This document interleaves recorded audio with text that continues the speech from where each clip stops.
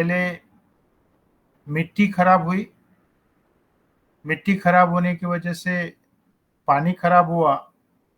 लेकिन जैसे जैसे ग्लोबलाइजेशन हुआ है और आज जो पॉपुलेशन जो बढ़ रहा है, तो उस वजह से शहरों में जो भी ऑर्गेनिक पोल्यूटेंट है, जो हम लोगों के किचन से, बाथरूम से और टॉयलेट से, यह सारा, जैसा मान लो कि भोपाल यह शहर है या दिल्ली शहर है, तो हर किसी के किचन से मुख्यतः वेस्ट वाटर निकलता है, जो किचन है, बाथरूम है और टॉयलेट है। तो यह जो पानी है जो हमारे घर से जाता है, उसके बारे में ही मुख्यतः आज मैं चर्चा करना चाहता हूँ कि यह पानी ड्रेनेज लाइन के माध्यम से नदियों तक पहुंचता है। और यहाँ पर हम लोग स्लाइड स्लाइड चेंज हुए दादू? नहीं, अभी नहीं हुई सर। जी जी हुई, ये स्लाइड तो दिख रही है। हो गई सर, हो गई।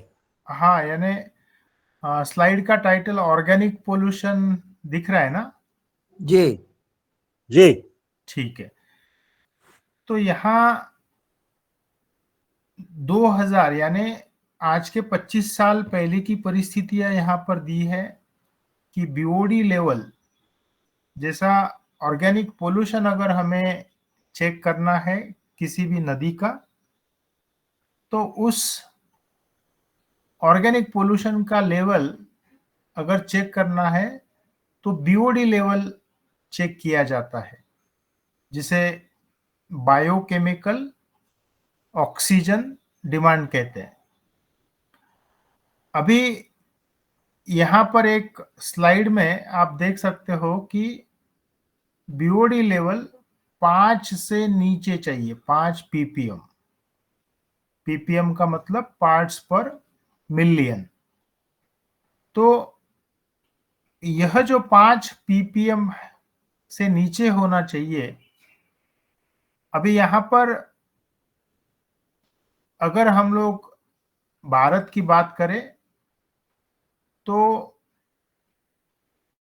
अलग अलग राज्यों का अगर यहाँ पे डेटा अगर देखें तो बीओडी लेवल बड़े पैमाने पे बढ़ चुका है।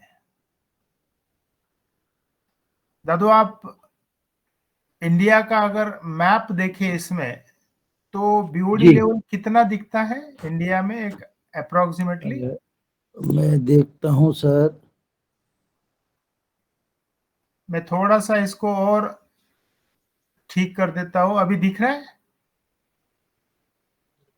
जी अभी सर, दिख स्लाइड रहा, मगर उसको कैलकुलेट कैसे करेंगे? नहीं, जो जो कलर है, कलर, जी सर। उस कलर के बेसिस पे हम लोग बीओडी लेवल अभी दिख पा रही है। तो 2000 में सर और दिख रहा।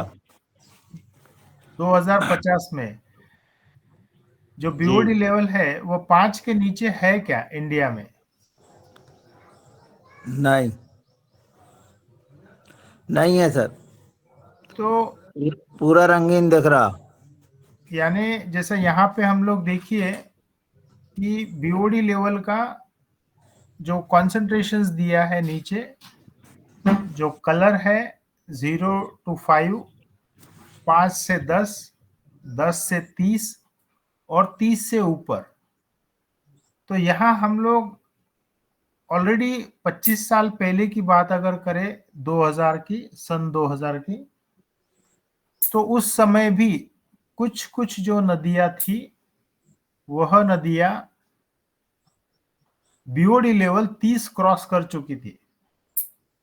अभी यहाँ पर उत्तराखंड की अगर बात करें या दिल्ली की बात करें, तो वहां पर भी देखिए जो बीओडी लेवल है वह कुछ बड़े पैमाने पे बढ़ती हुई दिख रही है। और मेरा जैसा ये मानना है कि एटलीस्ट हम सभी लोग जो इस सैटरडे की जो मीटिंग में जुड़ते हैं, जैसा पिछले सप्ताह हम लोगों ने एयर पोल्यूशन की बात की थी, तो बाय चांस किसी ने अपने शहर का एयर पोल्यूशन कितना होता है PM 2.5 यह पिछले सप्ताह चेक करने का कोशिश किया क्या? दादू नहीं किया सर, और कहाँ करेंगे, हमको जानकारी नहीं है ना। दादू जी ओम। नहीं किया सर। अगर मैं कहूँ कि क्योंकि नर्मदापुरम का PM 2.5 कितना आता है, मान लो दिल्ली का कितना आता है, हरिद्वार का कितना आता है, हिमाचल प्रदेश का कितना आता है, लेकिन ये जानकारी होना जरूरी है या नहीं है? जानकारी होना बहुत जरूरी सर, करेंगे ये नहीं मालूम सर। हाँ जी, पर वो जानकारी स्रोत की जानकारी नहीं। करेंगे ये नहीं मालूम। तो यह जैसा मैंने इससे पहले भी कहा है, हम सभी के पास में स्मार्टफोन है, क्योंकि जितने भी लोग व्हाट्सएप के माध्यम से यहाँ जुड़ते हैं उनके सारों के जो फोन है वे स्मार्टफोन है। तो स्मार्टफोन में गूगल होता है, और गूगल में सिंपल अगर आप डालो, ठीक है, मेरा ये कहना है कि हर चीज जो गूगल में से आती है वो सही होगी ऐसा नहीं है, लेकिन एक अंदाजा हमें उस गूगल के माध्यम से आ सकता है। और अगर रोजाना अगर हम लोग यह देखने की कोशिश करें कि PM 2.5 मान लो नर्मदापुरम का कितना है, दिल्ली का कितना है, या हिमाचल प्रदेश में कितना है, या फिर हरियाणा का कितना है, तो हम जितने लोग आज जुड़ते हैं, मान लो 25 लोग हम जुड़ते हैं, और मुख्यतः सारे लोग अलग अलग जगह से है, यानी विभिन्न राज्यों से है, तो हम लोग इतना भी कर ले तो हमारे पास एक अच्छा डेटा हो सकता है। और मैं हमेशा यह चीज क्यों कहता हूं, क्योंकि जो क्लाइमेट चेंज अभी हो रहा है, यानी आप देख रहे होंगे जैसा पिछले सप्ताह से पूना में बहुत बड़े पैमाने पे बारिश हो रही है, और अभी हम लोग मई महीना में चल रहे हैं। जैसा हम लोग कहते थे कि जैसा एटलीस्ट महाराष्ट्र के बारे में कि मई महीना जो होता है बहुत ज्यादा तेज धूप होती है, लेकिन इस साल हम लोगों ने मई महीना में ऑलमोस्ट 12-13 मई से धूप या सूरज अच्छी तरह से नहीं देखा है। ठीक है, दोपहर के समय 2-3 घंटों के लिए सूरज भगवान के दर्शन होते हैं, लेकिन पिछले 8 दिनों से तेज बारिश हो रही है, और जिस तरह बरसात में मौसम होता है उस तरह का मौसम अभी देखने को मिल रहा है। तो यह सारे जो क्लाइमेट चेंज है, ये क्लाइमेट चेंज हम लोगों के जैसा हम लोग कहते हैं कि यह जो भी हो रहा है हम लोगों की गलतियों की वजह से हो रहा है। और मुख्यतः अब इसका असर क्या होगा, जैसा मई महीना में जो धूप होनी चाहिए वह अगर नहीं है, तो आने वाले फसल में इसका बड़े पैमाने पे असर दिखता है। क्योंकि जिस तरह से सैनिटाइजेशन धूप की वजह से होता है, जिसे सॉइल सैनिटाइजेशन कहते हैं, वह सैनिटाइजेशन नहीं हो पाता है, और फिर उस वजह से बीमारियां और इल्लियों का अटैक होता है। तो मेरा ये मानना है कि जितने भी हम लोग जुड़ते हैं, आप सभी लोगों को अपने अपने वहाँ की जो परिस्थितियां है उसका भी अगर डेटा मिल जाए, जैसा मान लो अभी हम लोगों को बीओडी लेवल नर्मदापुरम का, नर्मदा नदी का अगर हमें बीओडी लेवल पता चल जाए, उसी तरह से गंगा नदी है, या अपने अपने वहां से अगर कोई नदी जाती है तो उसका जो बीओडी लेवल है, आप अगर गूगल पे डालोगे तो आपको ये सारी चीजें मिल पाएगी।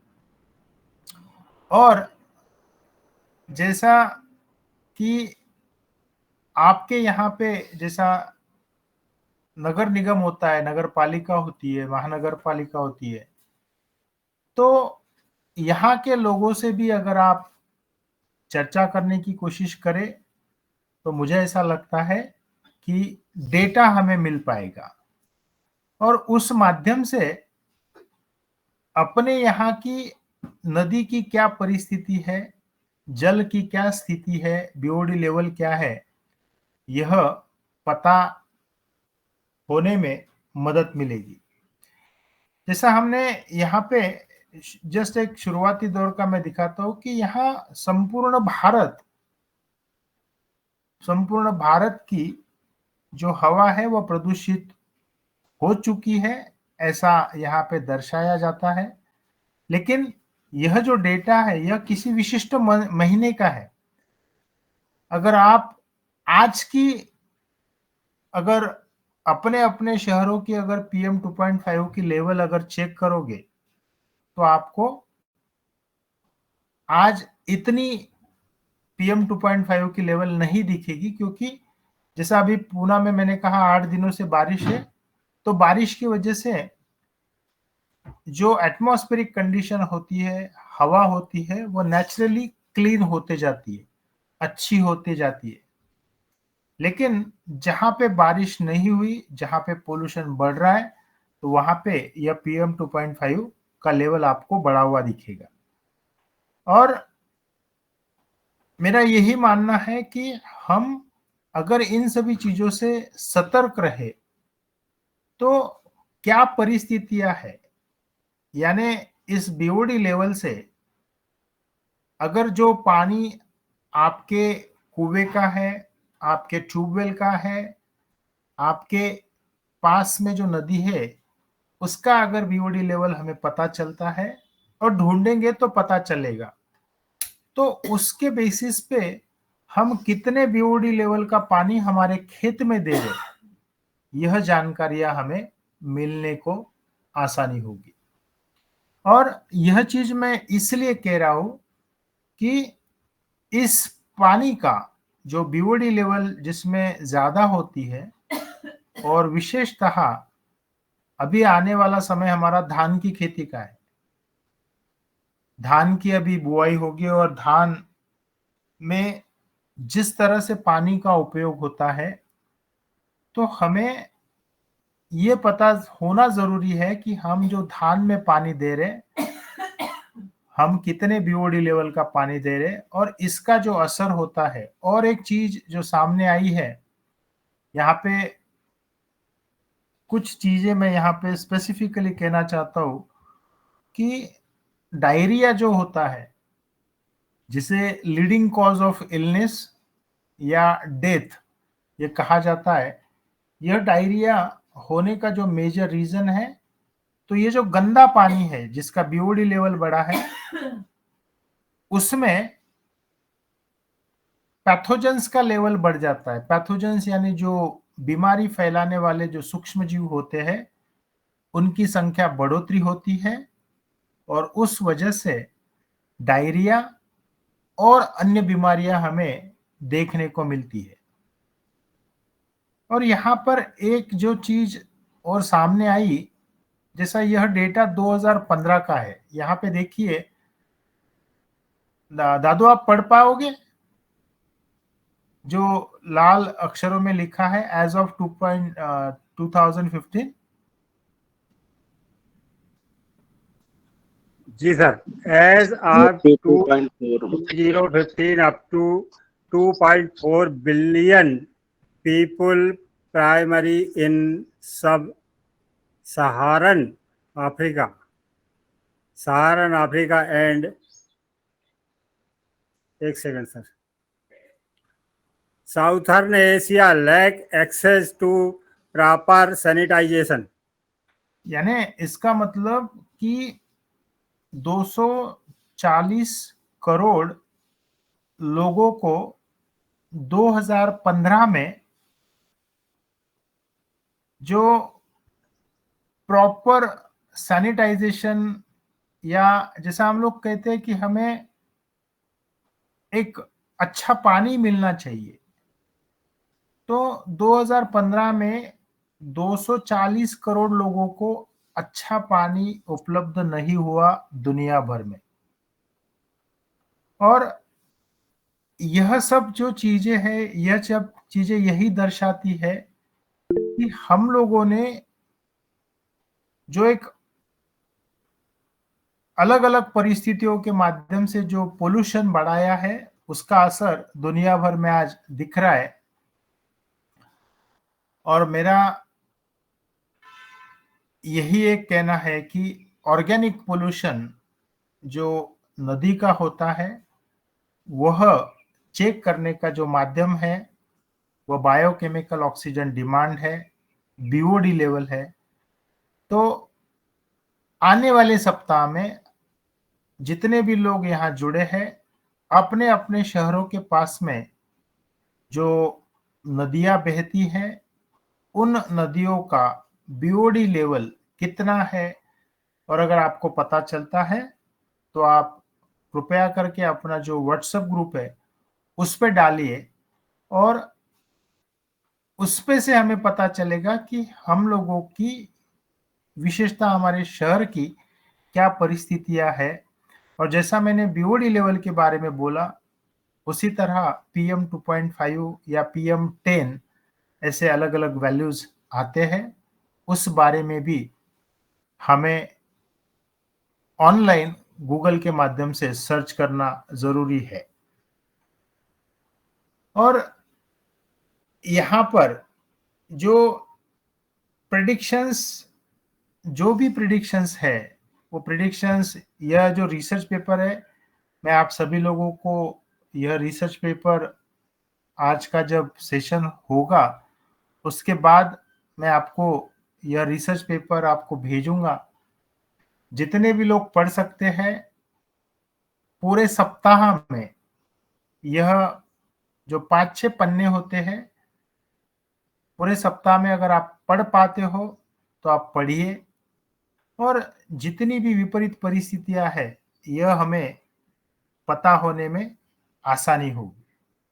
और मैं, जैसा अभी आदरणीय तुलाराम जी ने जो पढ़ा है, तो आपके आसपास में कई लोग होंगे, आपके घरों में कई बच्चे हैं, आप उनको भी जस्ट एक, हम लोग कहते हैं कि अरे मुझे ये समझ में नहीं आता है, आप पढ़ के इसका क्या मतलब है, यह चीज भी अगर करोगे तो हमारे घरों में एक, जैसा हम लोग कहते हैं कि पढ़ाई का जो माहौल होना जरूरी है।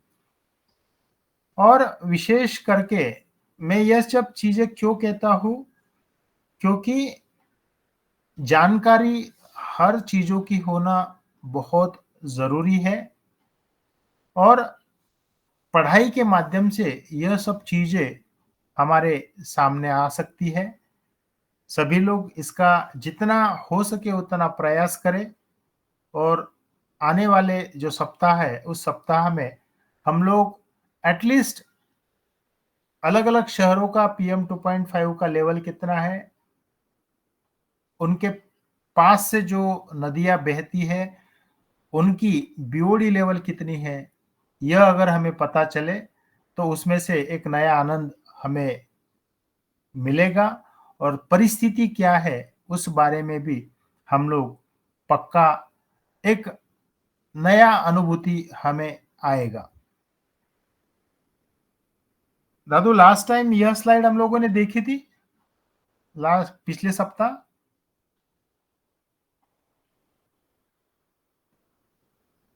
आदरणीय तुलाराम जी, जी जी यह स्लाइड सर, हमने लास्ट देखी टाइम थी। देखे थे। जी सर, देखी थी। तो यह जो सूक्ष्म जीवाणु है,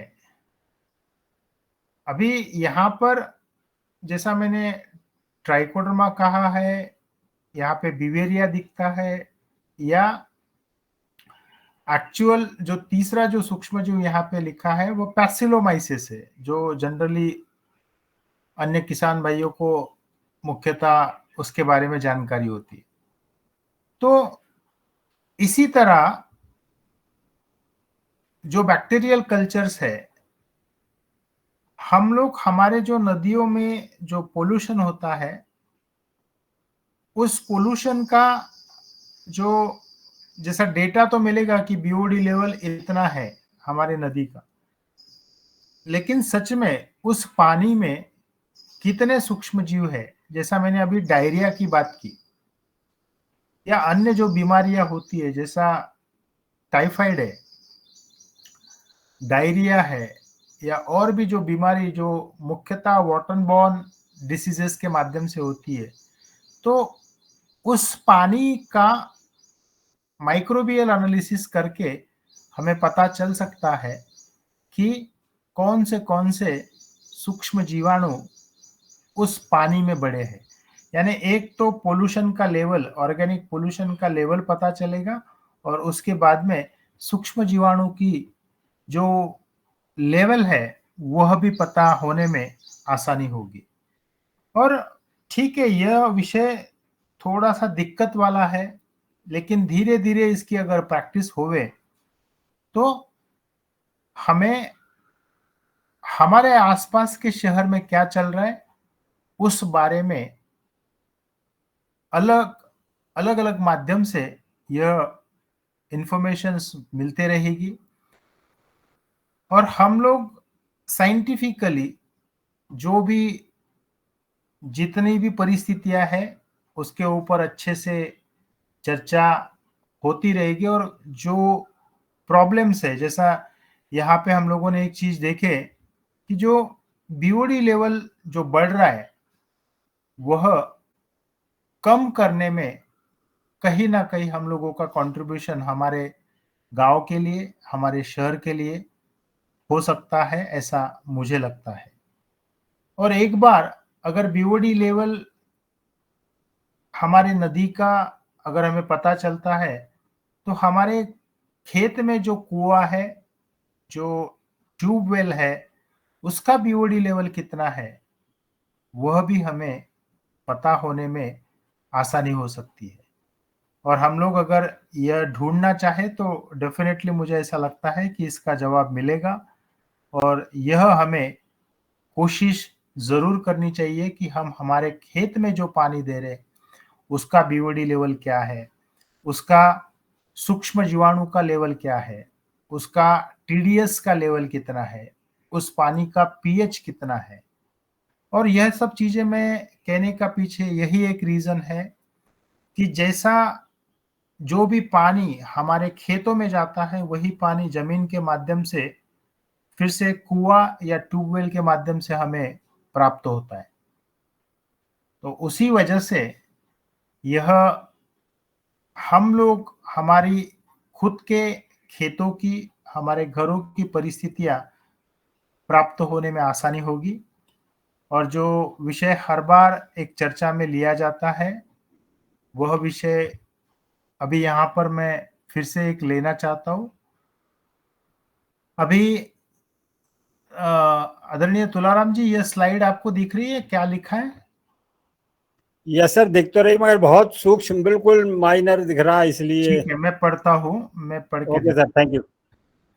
pesticide use in pomegranate crop. यहाँ पे जो अनार की खेती जो किसान भाइयों के साथ में एक ऑलमोस्ट 70 किसान भाई है, उन लोगों के साथ में जो काम किया जा रहा है, उन लोगों से, उनमें से किसी लोगों से जैसा डेटा लिया, और 3 किसान भाइयों का डेटा यहाँ पर मैं अभी आप सभी के सामने रखता हूं।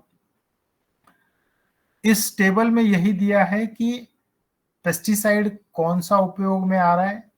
वह पेस्टिसाइड फंगीसाइड है, इंसेक्टिसाइड है या बैक्टीरिसाइड है, वो लिखा है। उसके बाद पेस्टिसाइड हर एकड़ में कितना क्वांटिटी छिड़काव होता है। उसके बाद उस पेस्टिसाइड के टोटल छिड़काव कितने होते हैं। और फाइनल टेबल में जो दिया है टोटल पेस्टिसाइड उस पर्टिकुलर की मात्रा प्रति एकड़ कितनी है वो दिए। अब यहाँ पे मैं जस्ट एक एग्जाम्पल के लिए कुछ पढ़ता हूं। जैसा रोको करके एक फंगीसाइड है जिसका 250 लीटर पानी के माध्यम से 500 ग्राम तक प्रति एकड़ डोज है।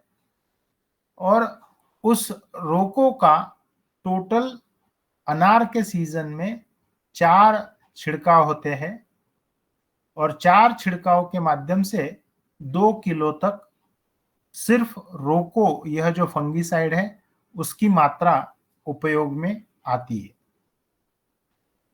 और उसी तरह ये सारे जो पेस्टिसाइड है यानी रोको है, कुमानेल है, रोगर है, टिल्ट है, फोलिकेयर है, स्कोर है, कॉपर है, कासुगामाइसिन है, कवच है, इमामेक्टिन है, M45 है, Z78 है, ये सारे पेस्टिसाइड के नाम, उनकी मात्रा, उनकी टोटल क्वांटिटी। यहाँ अगर आखिरी में हम लोग देखें तो अनार के 1 एकड़ में पूरे सीजन में 32 किलो तक पेस्टिसाइड का उपयोग ये किसान भाई ने किया है। और जो वो कर रहे वही डेटा यहाँ पे लिखा है।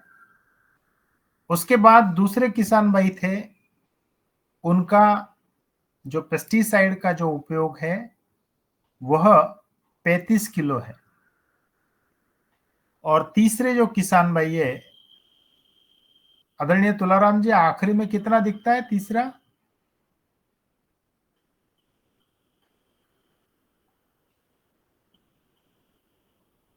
ये स्लाइड चेंज हुआ है?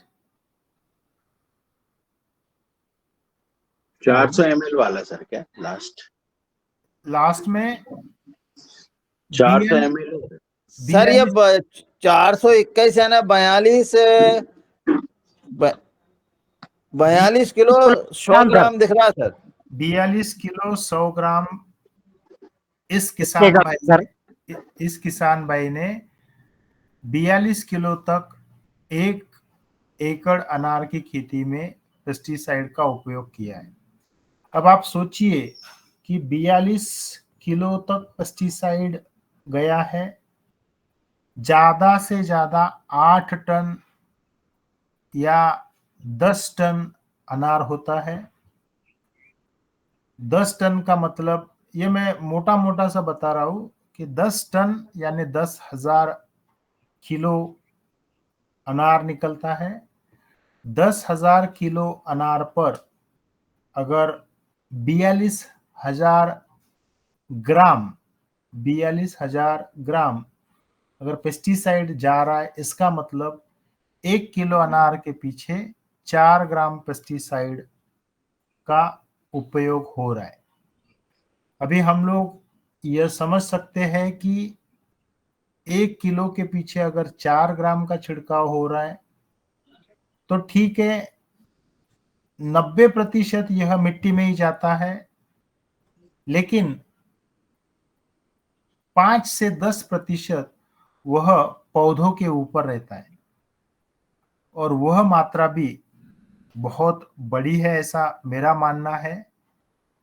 और इतना अगर 1 साल में इतना पेस्टिसाइड का उपयोग हो रहा है तो हम लोग समझ सकते हैं कि हम लोग जो अनार खा रहे या अन्य जितनी भी चीजें हैं, कम से कम हमें पता तो चलेगा कि हम लोग क्या खा रहे। और यह जो आंकड़ा यहाँ पे आया एक सीजन में 42 किलो अनार के लिए, उसी तरह धान के लिए कितना होता है, या जो अरहर है या सोयाबीन है, इन सभी चीजों को कितना उपयोग में आता है, इसका भी डेटा आना जरूरी है, ऐसा मेरा मानना है। और जैसा जो चीजों पे आज हम लोगों ने चर्चा की है कि हमें अपने शहर का PM 2.5 का लेवल, हमारे पास की नदियों का BOD लेवल, और हम लोग जो पेस्टिसाइड और फर्टिलाइजर यूज कर रहे हैं, इन सभी चीजों पे अगर हम लोग सोचे, डेटा अगर सामने आए, तो बहुत चीजें सीखने को मिलेगी। दादू और मेरी परसों बात हो रही थी कि आने वाला जो धान का समय है, उस बारे में भी मुझे आप सभी लोगों से थोड़ा बहुत समझ के लेना है। और जितने भी सारे लोग यहाँ जुड़ते हैं, जैसा नर्मदापुरम में धान की खेती होगी, कुछ लोग सोयाबीन करेंगे, तो अन्य राज्यों में आने वाले जून महीना में या जुलाई महीना में कौन सी फसलें होती है, उस बारे में भी मैं समझना चाहता हूँ।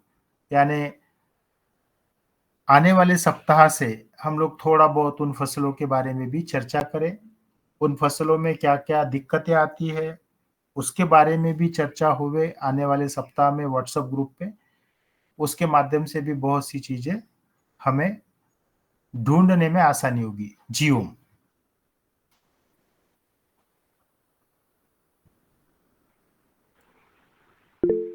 जी ओम सर, बहुत धन्यवाद। अच्छी जानकारी, आज और एक नई जानकारी मिली है पानी के संबंध में विशेष रूप से।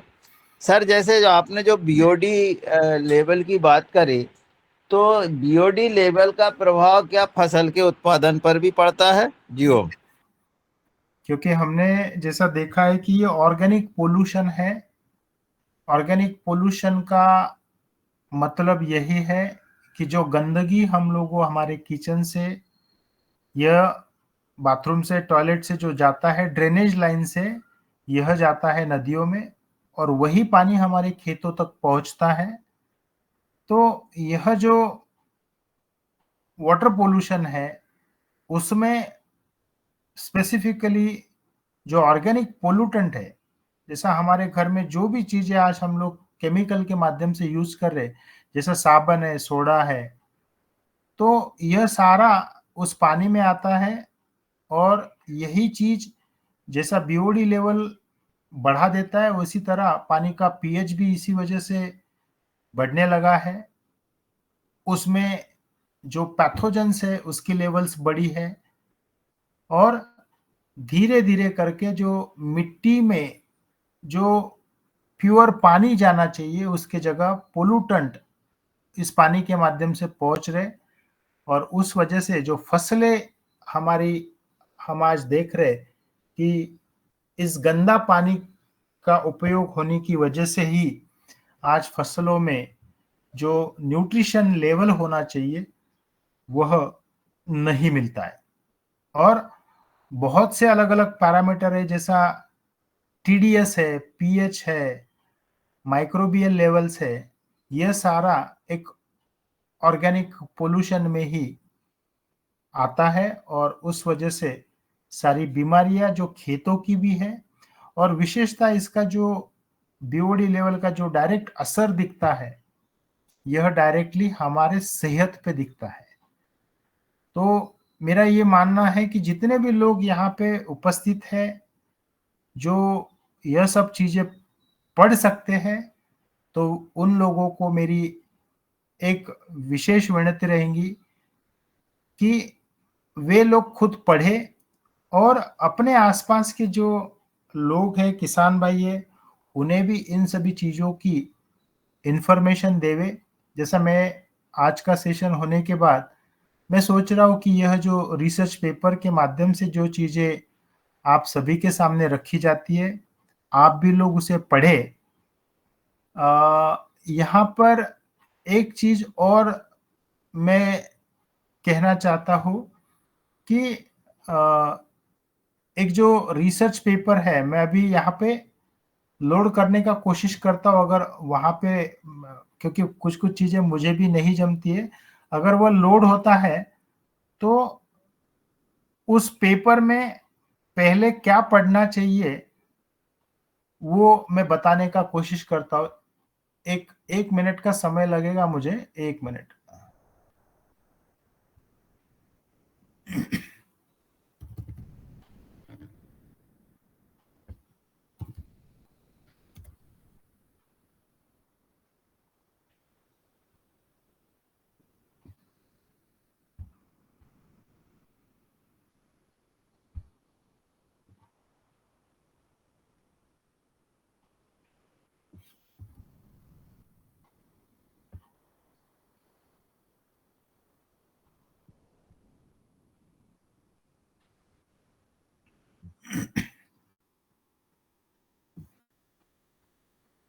अभी दिख रहा है दादू, मैं कुछ शेयर किया नया?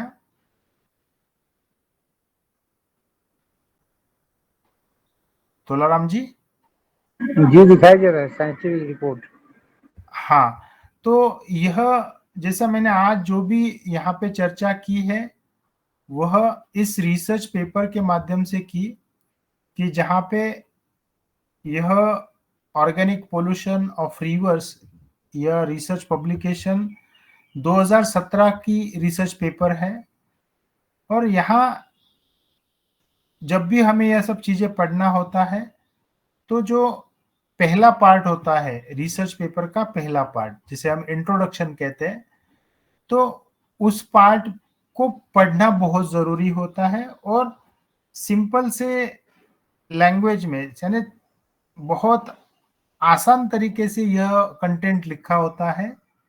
तो बस इतने शुरुआत का जो एक एक पन्ना है, यह भी अगर हम लोग पढ़ लेवे तो हमें परिस्थितियाँ क्या है यह सब चीज़ें पता चलती है। और यहाँ पे देखिए, मैंने यह जो चित्र इसी पेपर से उठाए थे, यह जो परिस्थितियाँ है सन 2000 की, या 2000 आने वाला 2050 की भी परिस्थितियाँ यहाँ पे दी है, उसका एक प्रिडिक्शन दिया है।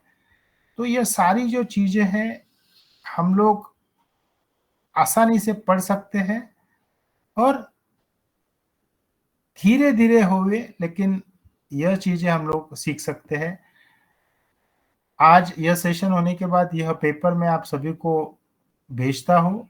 और इसमें एक चीज़ और भी है कि यही पेपर हिंदी में आ सकता है, और हिंदी में आप लोग आसानी से पढ़ पाओगे। थोड़ा बहुत जब ट्रांसलेशन होता है तो कहीं कहीं जो शब्द है कभी कभी गलत आते हैं, लेकिन मुझे ऐसा लगता है कि इसमें से हम लोग आसानी से सीख पाएंगे। जी ओम। जी ओम। अब मैं आदरणीय शरद भैया से निवेदन करता हूँ कि इस चर्चा को और आगे बढ़ाए। जी ओम। शरद वर्मा जी। जी सर, बहुत अच्छा सर। अभी बहुत सारी आज हम लोगों को नई जानकारियां प्राप्त हुई हैं और ये कैसे हमारे जीवन में प्रभाव डालती हैं इसको भी सर समझना पड़ेगा। और अभी नई फसल जो धान है, मक्का है, और नई फसल लगाने की तैयारी चल रही है, सोयाबीन है। तो मैं चाहता हूं कि सर इसमें भी थोड़ा सा हम लोगों को मार्गदर्शन दे में कि नई फसल के लिए क्या क्या तैयारी हम लोग करें और क्या क्या चीजों में हम लोगों को, जैसा हम लोग जो है ट्राइकोडर्मा बहुत अच्छा सीख गए हैं तैयार करना, और हम लोग तैयार कर रहे हैं। और अभी तकरीबन हम लोगों ने लगभग 100 ड्रमें खरीदी हैं जो कि ढक्कन वाली हैं, और वो 50 लीटर और 70 लीटर और 30 लीटर वाली ड्रमें हैं जो दादू और हमने एक कंपनी के माध्यम से खरीदी, और जिनमें काफी मतलब हमारा ये है कि करीब हम लोग 5000 लीटर का ट्राइकोडर्मा और ये चीजें निर्माण करें, और जिसके रिजल्ट्स बारिश में बहुत अच्छे मिलते हैं। मक्का में हमारा अनुभव है, अगर किसी को सदन में मक्के में रिजल्ट चाहिए हो तो वो रेत में मिला के अगर फेंकते हैं तो वो बहुत बढ़िया बबेरिया और वर्सीटाइल का अगर वो बढ़ा के बनाता है तो उसका रिजल्ट बहुत अच्छा है, क्योंकि वो मक्के की जो पोंगड़ी है उसके अंदर रेत के माध्यम से चली जाती है और वो नहीं लगने देती। ये बहुत अच्छे रिजल्ट्स हैं इसके। और धान में भी अगर आप सुडोमोनास और ट्राइकोडर्मा दोनों करते हैं तो जो बाद में आने वाली फसलें गिरने की शिकायत और बहुत सारी बीमारियां हैं तो वो नहीं आती। तो रिजल्ट बारिश में तो बहुत तगड़े रिजल्ट मिलते हैं, तो इसकी प्री तैयारी अभी से करना चाहिए। और जिन खेतों में धान के लिए पानी छोड़ा जाएगा, रोपा तैयार किया जाएगा, उनमें सभी में ये चीजें सब यूज कर सकते हैं। और सर हम लोगों को क्या सावधानी रखना है तो हम आपसे मार्गदर्शन चाहेंगे। जी सर, संतोष सर। जो रेत की बात आपने की है, थोड़ा सा आप सदन में यह एक इंफॉर्मेशन मुझे ऐसा लगता है कि अ, आने वाले जो भी धान का समय है या मक्के का है, तो आप जितना भी करोगे उसके कुछ फोटोग्राफ्स अगर आप ले पाओ, वो फोटोग्राफ्स अगर हम सभी को शेयर होंगे तो लोगों को पता चलेगा कि किस तरह से रेत के माध्यम से, जैसा आपने पिछले साल गोबर के लड्डू बना के भी आपने उसके माध्यम से सूक्ष्म जीवाणु का फैलाव किया था अपने खेतों में। तो थोड़ा मुझे ऐसा लगता है कि आप ही सदन को बताइए कि रेत के माध्यम से आप किस तरह से, यानी क्या क्या विधि आप करते हो, ताकि सदन को भी समझे। लेकिन मेरा एक ही कहना है कि सभी किसान भाई जितने भी यहाँ अभी जुड़े हैं, वे सभी नवधान आटा की स्लरी बनाना शुरू करें। फिर वो ट्राइकोडर्मा की होवे, छाछ की होवे, बिवेरिया की होवे, वर्टिसिलियम की होवे, लेकिन वो बनाना बहुत जरूरी है। और अगर आपके पास कोई भी सूक्ष्म जीव नहीं है, कोई भी नहीं है, तो मेरा ये मानना है कि आप सिर्फ छाछ का उपयोग करें, जो लैक्टोबैसिलस है उसके भी आपको बहुत अच्छे असर आपके खेत में देखने को मिलेंगे। पहले हम शरद भैया को सुनेंगे और उसके बाद उसमें और क्या मॉडिफाई कर सकते हैं, मैं मेरे तरफ से कुछ सूचनाएं दूंगा। जी ओम। जी सर, बहुत अच्छा सर। हम लोग धान में ज्यादातर गोबर के, जो हमारा पका हुआ गोबर का खाद है, उसमें हम लोग मतलब बहुत ज्यादा वैसा कि गोल पानी से लग के गोल गोलियां बन जावे उसकी, तो वो बना के हम ट्राइकोडर्मा के साथ उसको मिला के, जैसे 1 एकड़ में 1 लीटर डालना है तो 1 लीटर के लिए करीब उसको 50 गोलियां जो छोटी छोटी रहती हैं, और लड्डू टाइप के जो लड्डू अपन खाते हैं उतना बड़ा, उतनी बड़ी आप अगर 50 बना लेते हैं और 1 एकड़ में डाल देते हैं धान के खेतों में, तो उसके रिजल्ट बहुत अच्छे देखे गए हैं।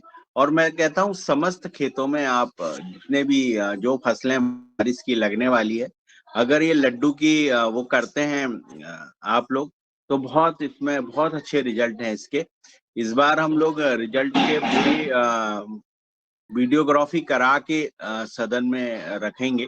और रेत में अगर अपन ये चीजें मिलाते हैं तो जो मक्के की पोंगड़ी है, जो मक्के का जो पेड़ रहता है, उस रेत के माध्यम से वो अंदर चला जाता है। तो तकरीबन 2 किलो रेत 1 एकड़ के लिए पर्याप्त होती है। और उसमें आप 1 लीटर ट्राइकोडर्मा, 1 लीटर आपका बबेरिया, 1 लीटर वर्सीटाइल, ये सब मिला के उसमें बढ़िया डाल के, और फिर वो रेत को आप तगाड़ी के माध्यम से लेके आप उसको फिकवा दीजिए। तो वो रेत जब आप फेंकते हो तो वो पूरी अंदर बैठ जाती है।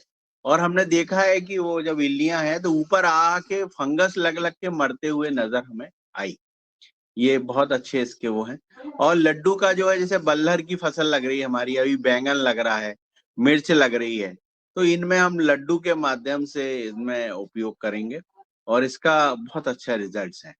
और सबसे अच्छे रिजल्ट्स हैं कि इनमें लेबर कॉस्ट नहीं लगती ज्यादा। लड्डू और रेत में आप उपयोग करते हैं तो एक ही आदमी काफी, मतलब दिन भर में अगर आप फेंकने का कहोगे तो एक आदमी दिन भर में 10 एकड़ में उसको आराम से फेंक लेता है। तो हल्की सी जब बारिश हो जाए, खेत में नमी रहे, उस समय अगर ये फेंके जाते हैं तो बहुत अच्छे इसके रिजल्ट मिलते हैं। हमने ये भी पाया कि हमारे साथ साथ जो पड़ोसियों के खेत है, जिनके खेतों में हमारा पानी जाता है, तो वहां भी हम लोगों ने देखा है कि उनकी फसल भी सुरक्षित हो रही है। ये हमने पाया है।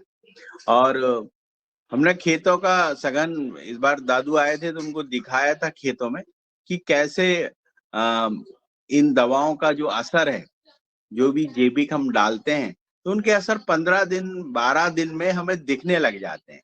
तो हमें, अगर आपके खेतों में इल्लियां लग गई हैं, आप डालोगे तो उस समय आपके रिजल्ट नहीं आएंगे।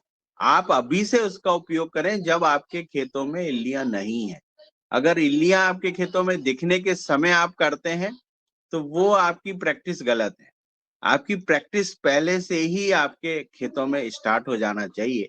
जब अभी धान का रोपा डलेगा तो उसी समय से आप उसको स्टार्ट कर दीजिए, और जो भी धान के खेतों के बंड में पानी भरेंगे तो वहां भी उन चीजों का उपयोग करें। मक्के की सोइंग की तैयारी के साथ साथ इन चीजों की भी तैयारी कर लें। और ये बहुत ज्यादा है तो आप गोबर के जो लड्डू बनाते हैं उन्हें बनाकर कोई गीले जो बोरे वगैरह है उससे अगर ढक देते हैं तो हमने उसको देखा है कि बहुत तेज वो फैलता है। जी दादू, आपके कोई क्वेश्चन?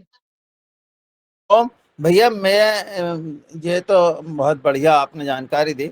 मैं आदरणीय संतोष सर से पूछना चाहता हूँ, कल जो हमने जो 35 लीटर की जो कैन खरीदी है, वो कैन जो है सर उसमें केमिकल आया है, और केमिकल वो है वो केमिकल उसमें लिखा है भैया, देखना मतलब बताना काय का है वो, मतलब जो जो सोयाबीन के ऊपर का कवर उतारने में वो केमिकल यूज होता है सर, तो उसके लिए जो केमिकल की जो कुप्पियां आती हैं, तो सोयाबीन का जो कवर को उतारने के लिए वो केमिकल का यूज करते हैं। तो उसमें वो कुछ एसिड और एसिड फास्फेट ऐसा कुछ लिखा भैया वो हाँ, तो वो सर उसमें जो है ना उसके कवर को वो उतारने में मदद करता है जो सोयाबीन का रहता है। उसके तो बाद फिर वो तेल निकालने का प्रोसेस होता है। जी, तो इसमें यदि हम इसमें बनाते हैं सर, तो क्या इसका कोई जीवाणुओं पर दुष्प्रभाव तो नहीं पड़ेगा, या वो नहीं बढ़ेंगे उसको अच्छे साफ करके यदि हम धो लेते हैं तो? नहीं, मेरा ये स्पष्ट मानना है कि कोई भी ड्रम आप यूज करो, लेकिन उसे पहले सिंपल सा पानी, उसके बाद साबुन का पानी या सर्फ सोडा का पानी, उससे क्लीन करके ही वे ड्रम उपयोग में लावे। और जो जो भी उस ड्रम पर लिखा है वो व्हाट्सएप पे डाल दो, ताकि वो क्या है, उसका जो केमिकल इंग्रेडिएंट है वो क्या है, उस बारे में भी आने वाले सप्ताह में हम लोग फिर चर्चा करेंगे। लेकिन बिना धोए वो ड्रम यूज ना करें सूक्ष्म जीवाणु को बढ़ाने के लिए। पहला, जैसा हम लोग कहते हैं कि वो ड्रम को अगर वॉशिंग क्लीनिंग करना है तो पहला सिंपल सा पानी, उसके बाद में उसको साबुन या सर्फ का पानी, और अगर पॉसिबल होवे तो उसको फिर से साबुन सोडा के पानी के बाद में भी हम लोग सिंपल सा, जैसा जैसा हम लोग कहते हैं कि सोप सॉल्यूशंस अलग अलग आते हैं, क्योंकि हमें एक बार ही क्लीन करना है। तो एक बोतल, जैसा विम का एक बोतल लाते हैं हम लोग, इसी तरह विम का एक बार, उसका अगर सोप सॉल्यूशन घर में ही तैयार कर लेवे तो उससे भी एक बार धो के उसे साफ सुथरा करके ही सूक्ष्म जीवाणु को बढ़ाया जावे, और अच्छी से धूप में उसे सुखाकर उसका उपयोग करें। जीव बढ़िया सर, क्योंकि ये बहुत जरूरी है हम लोगों को ये जानकारी के लिए कि हम किसी भी ड्रम में लाते हैं तो उसको साफ करें, अच्छे से साफ करने के बाद उसका उपयोग करें। और निश्चित रूप से ये पहली बार सफाई होगी, हर बार तो नहीं होगी। तो जी ओम, और बहुत बहुत और एक धन्यवाद। विषय यहाँ पे दादू, एक्चुअली अभी जस्ट विषय निकला है, इसलिए मैं आप सभी को एक चीज शेयर करना चाहता हूँ। जितने भी हम लोग खाद खरीदते हैं, जितने भी खाद खरीदते हैं, मान लो यूरिया है, डीएपी है, जो बोरियां हम लोग उसकी, जो बाद में मैंने महाराष्ट्र में देखा है, कई किसान भाई उसी बोरी में अपने घर का गेहूं भरते हैं, और वही गेहूं फिर हमारे घरों में उस बोरी में बन के आता है। तो यह प्रैक्टिस ना करे, ऐसा मेरा स्पष्ट रूप से मानना है, क्योंकि जिस बोरी में केमिकल फर्टिलाइजर हम लोग लाते हैं, उसी में अगर हम लोग गेहूं या धान अगर स्टोर करके रखे तो उसका डायरेक्ट असर हमारे शरीर पे होता है, उसका ध्यान रखा जाए। जी ओम। सर इसको यदि हम बार साबुन से अच्छी तरह से धो लें तो भी इसका उपयोग नहीं करना चाहिए? दादू नहीं करना चाहिए। देखिए कितना भी आप देख लो, देखो वह जो बोरी है उस बोरी में आप 30 किलो से 50 किलो तक चावल या गेहूं आप लोग उसमें स्टोर करते हो। आप सोचिए कि वह बोरी अगर नई वाली बोरी भी अगर हम लोग खरीदे तो वह बोरी स्पेसिफिकली 20 रुपए से कम की आती है। तो कम से कम यह सब चीजें होनी चाहिए, क्योंकि डायरेक्ट वो फर्टिलाइजर हमारे गेहूं को लग सकता है और उसकी जो भाप होती है उस वजह से डायरेक्टली कहीं ना कहीं। और मैं यह चीजें इसलिए कह रहा हूँ क्योंकि आज इन सभी चीजों का विपरीत परिणाम हमारे शरीरों पे हमने देखा है कि जहां हम लोग यानी 50 पैसा से 1 रुपया खर्चा कम करने के पीछे हम लोग लाखों रुपए की दवाइयों के पीछे आज हम लोगों को जाना जरूरी हुआ है, और हमारी सेहत खराब होने की वजह से अलग अलग बीमारियां भी इन केमिकल के माध्यम से ही बढ़ी है। तो पॉसिबली वो ना यूज करे, यही मैं कह सकता हूँ। जियो। अभी तो सर ये हो रहा है कि उन बोरियों को धो करके आटे भी उसी में पिसाए जा रहे हैं। तो दादू यही एक रीजन है कि हम लोगों की जो सेहत बिगड़ रही है। आप मुझे बताइए ना दादू कि मान लो हम लोग हमारे घर में अगर गेहूं का उपयोग भी करें तो साल भर में कितना गेहूं लगता है, और वो 2 बोरियां भी अगर एटलीस्ट हम लोग नई वाली यूज करें तो ये सारे, क्योंकि अगर आटा भी अगर उसमें उसी में पैकिंग हो रहे तो गलत है, ये मेरा मानना है। कहीं ना कहीं इस बारे में सोच विचार होना बहुत जरूरी है। और मैं ये चीजें क्यों कहता हूँ, क्योंकि जैसा आज खेती और इन विषयों में काम कर रहे हैं इसलिए पता चल रहा है, लेकिन जनरल पब्लिक को इन सब चीजों का इंफॉर्मेशन भी नहीं होता है कि किस तरह से खेती होती है। अब जैसा आपके माध्यम से मुझे पता चला है कि हम लोग आटा भी उसी बैग में पैक कर रहे हैं। तो हम लोग जो हमारे जो स्टील के बर्तन थे, उस स्टील के बर्तन से अगर हम लोग इस कैरी बैग में या प्लास्टिक बैग में अगर आटा स्टोर करने लगे हैं तो बहुत गलत है, ये मेरा मानना है। जियो। पिसा के ला रहा है, जैसे जैसे अपन गेहूं चक्की पर पिसाने जाते हैं तो उसी बैग में लेके जाते हैं, परंतु बाद में ला करके अपने दूसरे बर्तन में उसको रख लेते हैं, उसमें नहीं रखते हैं। पर ये हर मतलब जो घर से चक्की तक जाना और चक्की से वापस घर तक आना, ये प्रक्रिया तो सामान्य तौर से उसी बैग में हो रही है। कोई कपड़े के बैग का उपयोग नहीं कर रहा है। दादू एक सवाल मेरा है कि अगर जो आटा जब चक्की में से गेहूं का आटा बन के नीचे आता है, कितना टेम्परेचर होता है आटे का? अब ये भी मालूम नहीं है सर। सर 70-80 से ऊपर होता। यानी उस गेहूं में जो गेहूं का आटा जब नीचे गिरता है तो हम लोग हाथ डाल सकते हैं क्या 1 मिनट के लिए? नहीं डाल सकते और उसमें कुछ नहीं बचता सर, सब जल जाते सब तत्व। या- यानी कहने का मतलब ये है कि उस गेहूं का टेम्परेचर 60 डिग्री से ऊपर चला जाता है। और आप सोचिए कि 60 डिग्री का जो गेहूं है, उसका जो आटा है, वह जब प्लास्टिक में अगर कोई फर्टिलाइजर बहुत कम मात्रा में भी अगर है तो वो सिंपली उसके साथ रिएक्ट होता है, और वह उस आटे में मिक्स होने में, घुलने में उसकी आसानी हो जाती है, और वही फिर हमारे सेहत पे असर करता है, ये मेरा मानना है। जियो। जी ओम सर, जी ओम। आदरणीय शरद भैया। जी सर, बहुत अच्छा। अब मैं आदरणीय पवन सर जी को सादर आमंत्रित करता हूँ कि आदरणीय पवन सर जी आप।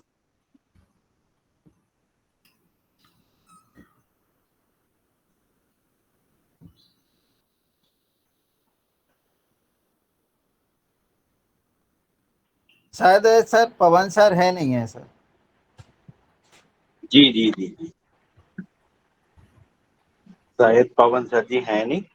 अब मैं आदरणीय दिनेश सर जी को बुलाता हूँ कि दिनेश बाल सर आप। हाँ जी आदरणीय, बहुत बहुत धन्यवाद। आज बहुत सारी नई बातें समझने को मिली हैं आदरणीय डॉक्टर संतोष चौहान सर की इस कक्षा में। और जब आप कह रहे थे तो मैं सर्च कर रहा था कि बीओडी नंबर गंगा जी का क्या है और यमुना जी का क्या है। वास्तव में ये बढ़ता क्रम है और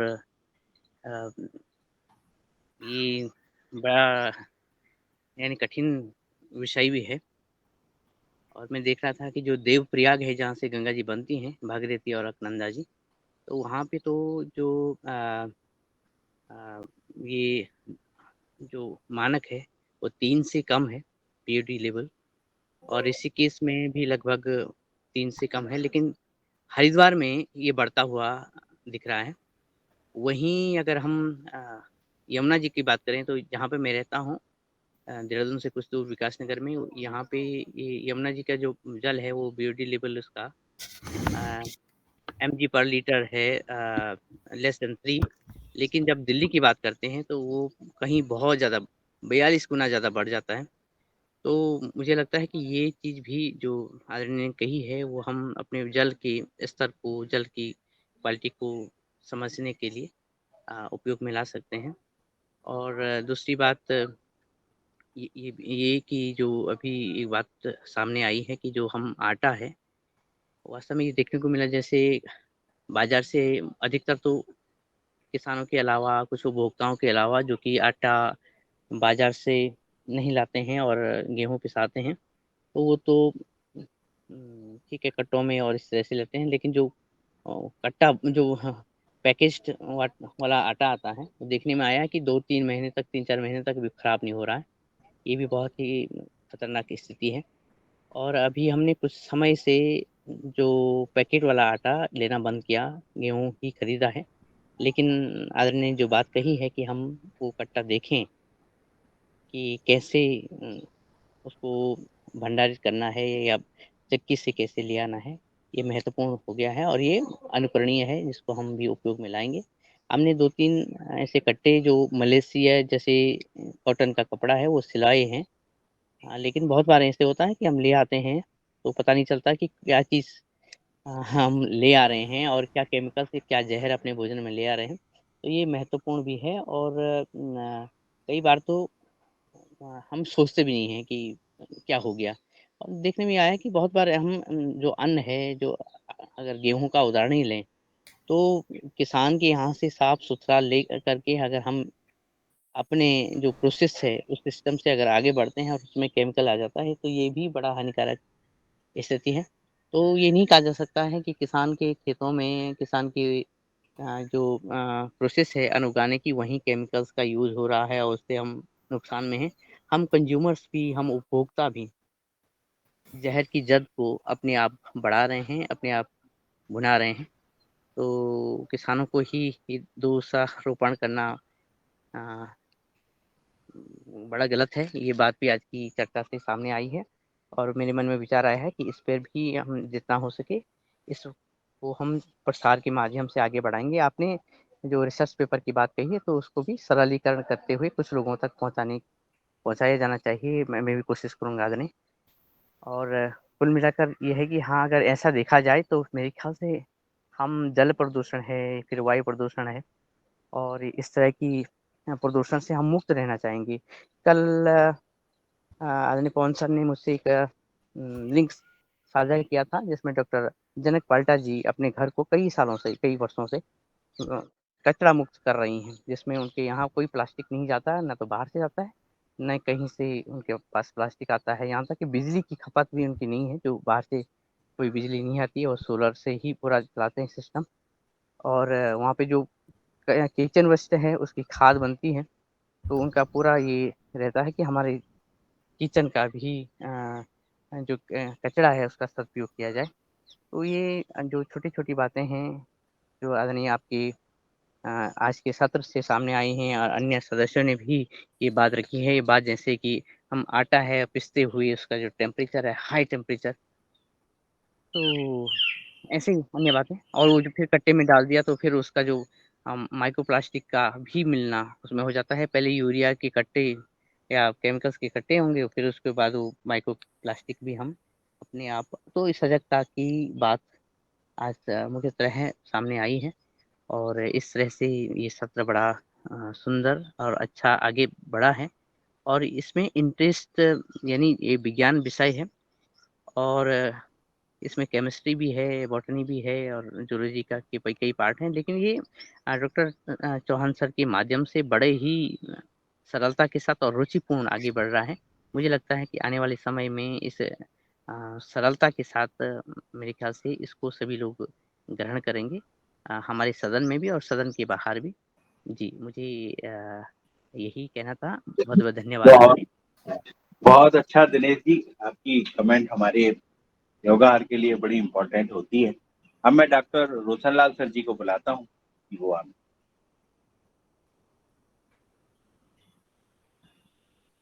doctor Roshanlal sir.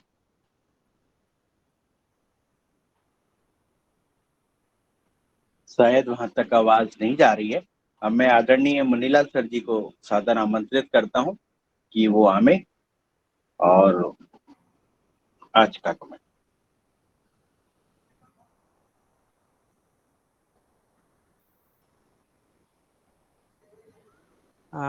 Doctor Chauhan जी कुछ कह तो रहे हैं लेकिन शायद आवाज नहीं आ रही है, ऐसा लग रहा है। माइक तो ऑन है सर का। जी जी जी, नहीं ठीक है। ठीक। अभी सदन का आदेश हो तो मैं थोड़ा 2 मिनट ले लूं, 1 जी मिनट। जी, अरे बिल्कुल ले लीजिए। तुलसीराम सर, धन्यवाद शरद बोलिए, भैया। आपको 3 प्रणाम, मिनट देगी। सदन को प्रणाम। अभी डॉक्टर साहब ने एक चार्ट डाला था, मैंने उसका कैलकुलेशन किया। उसमें टोटल अनार में 65 स्प्रे होते हैं। अब 1 साल की फसल होती होगी डॉक्टर साहब वो एक्चुअल ये 7 महीना में जो एक्चुअल फसल की समय होती है उसका डेटा है। हाँ सर, तो टोटल 65 स्प्रे होते हैं सर उसमें, और 42,000 ग्राम पेस्टिसाइड डल जाता। मतलब 1 एकड़ में 43,560 स्क्वायर फुट होते हैं, उसमें से 42,000 समथिंग ग्राम डल जाता। मतलब 1 स्क्वायर फुट में 1 ग्राम आप पेस्टिसाइड डाल रहे हैं। अब सोचिएगा, आपने जमीन को पूरी जहरीली कर दी। बस इतना ही कहना था मेरे। Thank you.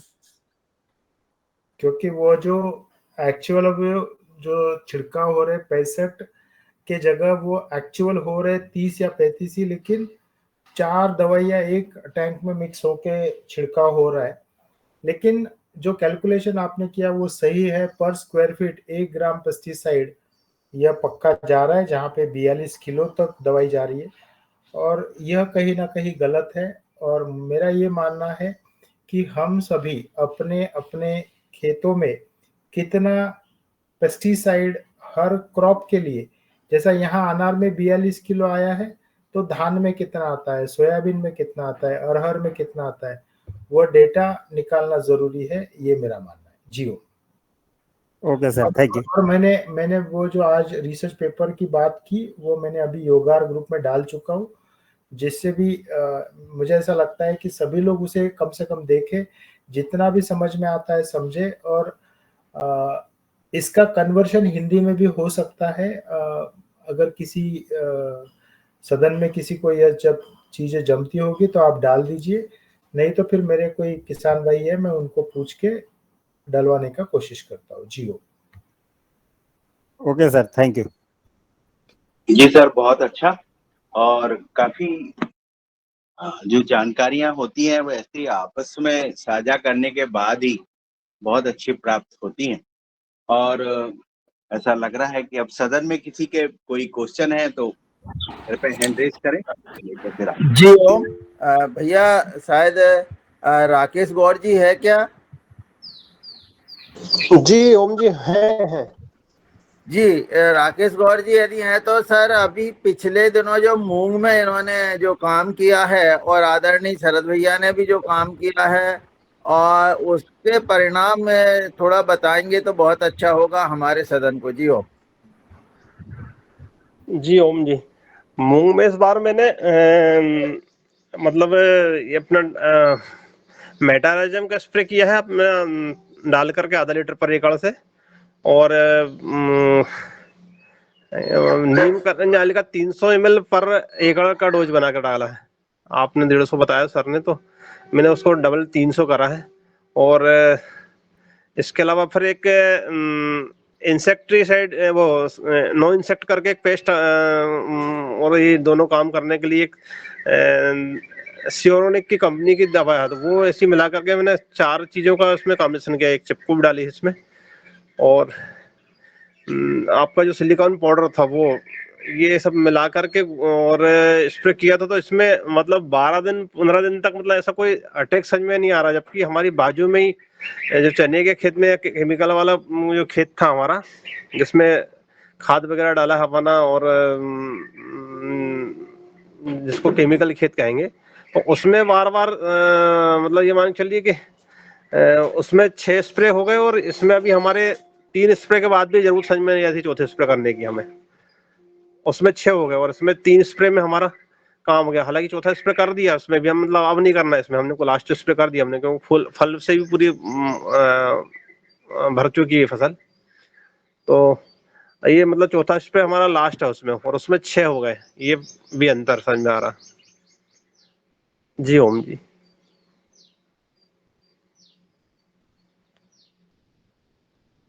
आपकी जो इन्होंने मिला करके जो स्प्रे किया है उस पे क्या प्रतिक्रिया है? जियो कैसे मेहरा जी, क्या चाह रहे हैं आप?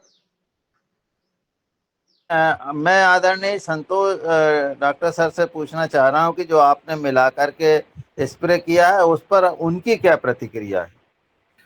नहीं, एक्चुअली देखिए, हमें धीरे धीरे करके ये सब चीजें, जैसा हम लोग कहते हैं कि इंटीग्रेटेड पेस्ट मैनेजमेंट होना जरूरी है। तो केमिकल प्लस बायोलॉजिकल, और धीरे धीरे यह केमिकल जैसा आज 100% है, तो पहले साल वह 90 हो गए, फिर 80 हो गए, फिर आने वाले 3 से 5 साल में वो 50% का लेवल अचीव होना चाहिए।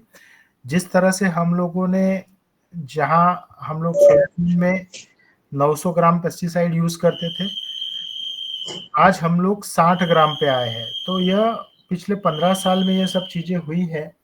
तो उसी तरह हर किसान भाई अपना अपना पेस्टिसाइड का मात्रा कम करे, और यह जो नवधा नाटा स्लरी है, फिर वो बिवेरिया का हुए, मेट्राइजियम का हुए, या ट्राइकोडर्मा का हुए, छाछ का हुए, उसका उपयोग बढ़ाते रहे।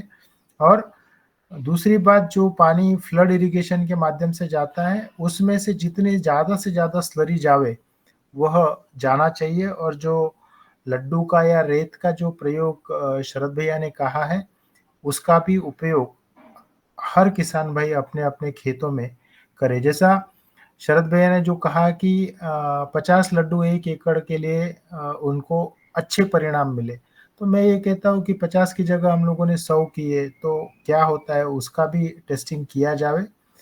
और इसी तरह से इंटीग्रेटेड अप्रोच रख के पेस्टिसाइड कम करते हुए, प्राकृतिक खाद और दवाइयों का उपयोग बढ़ाते हुए खेती होना चाहिए। जीव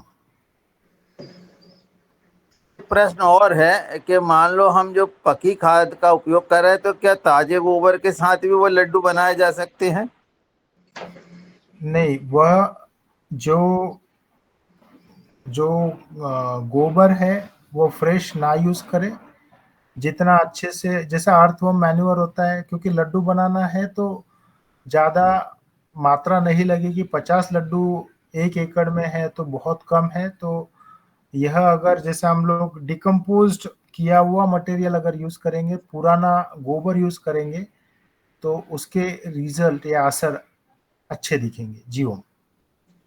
और यदि सर उसमें हम यदि बायोगैस से निकली हुई स्लरी का उपयोग करें तो?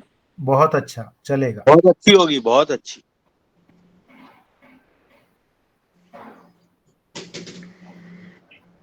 वो बायोगैस की स्लरी आप गोबर खाद के साथ में मिक्स कर लो, एक 10-15 दिन अगर मिक्स हो जाए तो बहुत अच्छे उसके भी परिणाम मिलेंगे। जी ओम।